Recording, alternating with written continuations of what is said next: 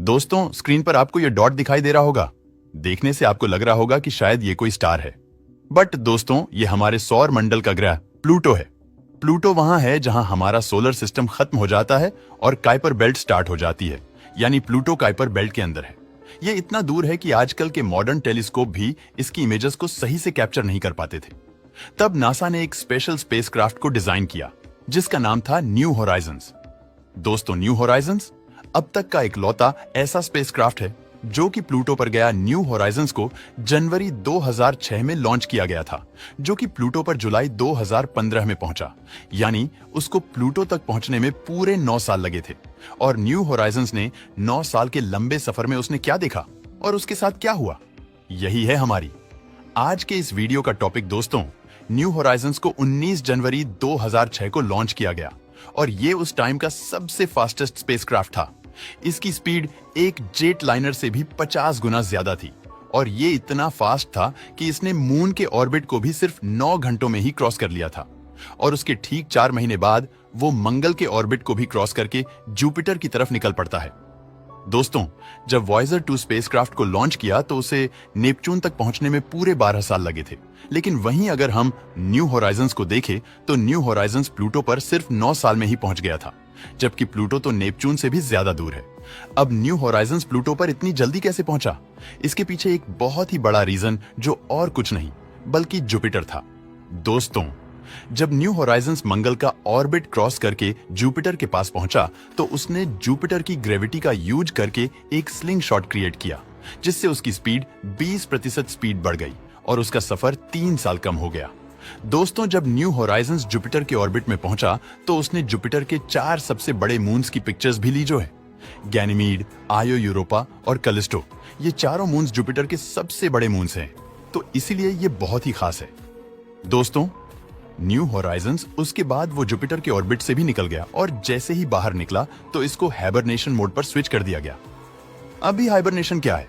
दोस्तों, हाइबरनेशन मतलब होता है जब ठंड बहुत ज्यादा हो जाती है तब अपने आप को उस ठंड से बचाने के लिए गहरी नींद में चले जाना, जिसे कहा जाता है हाइबरनेशन। अब जैसे कि मैंने बोला कि न्यू होराइजन्स को हाइबरनेशन मोड पर स्विच कर दिया गया था, तो इसका मतलब यही था कि न्यू होराइजन्स की सारी पावर ऑफ करके उसको स्लीप पर लगा दिया गया था ताकि वो ज्यादा से ज्यादा एनर्जी सेव कर सके। दोस्तों, न्यू होराइजन्स ने जुपिटर के ऑर्बिट से निकलने के बाद इसने 2008 में सैटर्न, 2011 में यूरेनस और 2014 में नेपच्यून के ऑर्बिट को भी क्रॉस कर लिया।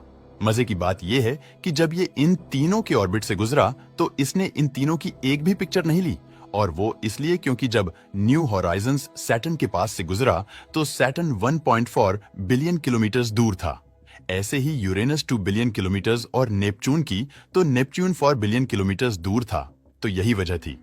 दोस्तों, न्यू होराइजन्स पूरे 9 साल तक सफर में रहा और अपने 9 साल के लंबे सफर के बाद आखिरकार वो काइपर बेल्ट में पहुंच गया। दोस्तों, 14 जुलाई 2015 ये वो दिन था जब न्यू होराइजन्स प्लूटो के सबसे करीब था। उसने प्लूटो के पास जाकर उसकी बहुत सारी इमेजेस ली और ये पहली बार था कि प्लूटो की इतनी क्लियर इमेजेस को देखा जा रहा था। और जब न्यू होराइजन्स ने प्लूटो के पास से गया तो उसने प्लूटो की एक वीडियो भी रिकॉर्ड की जो कि कुछ ऐसी दिखती थी। इसमें आप देख सकते हो कि प्लूटो की हर एक चीज कितनी क्लियर दिख रही है। इसमें प्लूटो का कलर दिख रहा है, उस पर जमी हुई बर्फ दिख रही है और प्लूटो के माउंटेन को भी इस वीडियो में साफ साफ देखा जा सकता है। नासा के लिए ये एक बहुत ही बड़ी अचीवमेंट थी। दोस्तों, न्यू होराइजन्स ने प्लूटो की इमेजेस तो ले ली थी, लेकिन इसको सिर्फ प्लूटो की इमेजेस लेने के लिए डिजाइन नहीं किया गया था। इसको इसलिए डिजाइन किया गया था ताकि ये प्लूटो के साथ साथ उसके मून्स की भी इमेजेस ले सके, और खास तौर पर चारोन की इमेजेस, क्योंकि दोस्तों चारोन प्लूटो का सबसे बड़ा चांद है जो कि साइज में प्लूटो का आधा बनता है।